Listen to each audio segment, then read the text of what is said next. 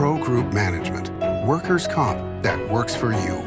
This is 7 at 7 from the Las Vegas Review-Journal. Good morning, everyone. I'm Renee Summerhour. We start off with your top stories brought to you by Nevada Hand's Silver Sky Assisted Living Community.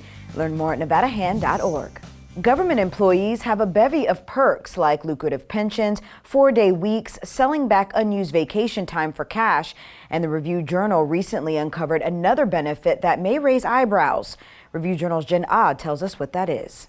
Taxpayers are subsidizing luxury vehicles and sports cars for some of the highest paid officials in southern Nevada. Clark County, the school district, and universities are providing hundreds a month in car allowances to employees, many of whom make $200,000 or more a year. Many of these officials are then using the money to buy some of the priciest luxury vehicles and high-end sports cars. I found that many of these officials are using the taxpayer-funded benefit to buy expensive vehicles like Cadillacs, Mercedes, Audis, and a Porsche. These employees are already making large salaries and are going to get pensions when they retire. So a good government expert is wondering why taxpayers should also be buying them a car. Not all government agencies provide the perk. The state provides mileage and fleet vehicles instead of cars. The officials get to keep when they leave government service. The city of Las Vegas has an ordinance providing a car allowance only to the mayor. Everyone else gets mileage or a city vehicle when driving for work. The governments that do provide it say they don't control how the money is spent. Several governments have told me that it's more efficient to give these allowances than to have government officials put in mileage, which could be padded. But paying all or part of a car payment for a highly paid official may not sit well with taxpayers. And the question is, why is this perk for top government officials instead of workers who use their cars more often for government work? The Review-Journal tried to contact many of the officials who received the benefit, but only UMC CEO Mason Van Houweling would discuss his allowance. He says it pays for a Honda Odyssey that he has logged 235,000 miles while touring communities and meeting with employees around the county. For more information, visit lvrj.com. The 25th annual Rock and Roll Running Series took place over the weekend. About 16,000 runners competed in the half marathon and about 5,000 in the 10-kilometer race. Both races ran simultaneously but followed different routes, and while the elite runners set the pace, other participants created the atmosphere. Decorative colors were on display while others dressed up as superheroes or wore their favorite sports uniforms. If you are flying in and out of Las Vegas in the near future, you may need to budget a little more time for your flight. Reid International Airport announced Thursday that it's cutting back the tram services for the next few weeks. On the Blue Line, tram service between Terminal 1 and the D gates will be reduced to one tram. Joe Rachel, a spokesman for Reid, said that the reduction will allow workers to conduct scheduled maintenance of the tram guideway system.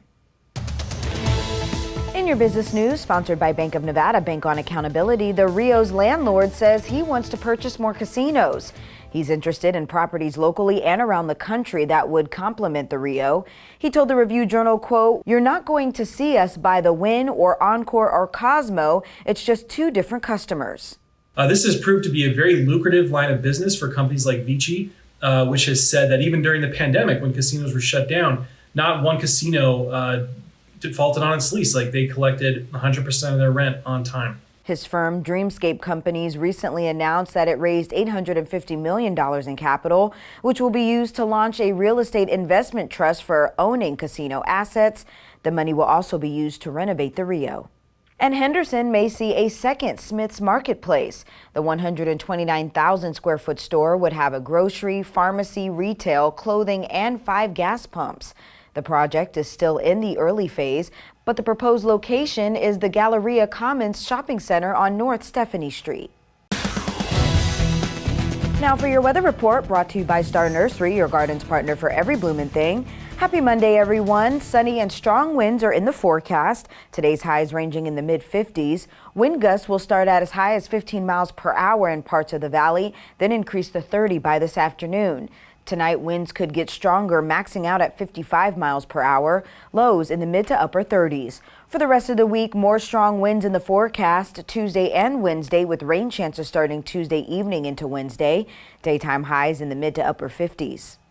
Vegas Nation, brought to you by Station Casinos, STN Sports. Download the mobile app today. The Vegas Vipers could not close out in their home opener at Cashman Field under rainy conditions against the DC Defenders. The final score, 18-6. Coach Rod Woodson said the team needs to be consistent in all 4 quarters. First half, we play fast football. Something happens when we go in at halftime, that little 10-minute spurt, and we still couldn't get it together in the second half.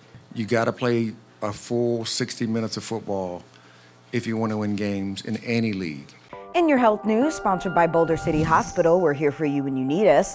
Thousands of Nevadans could lose their no-cost Medicaid health coverage this year as pandemic emergency provisions wind down. Following a 3-year grace period during COVID, Medicaid recipients will be required to reapply for benefits beginning April 1st.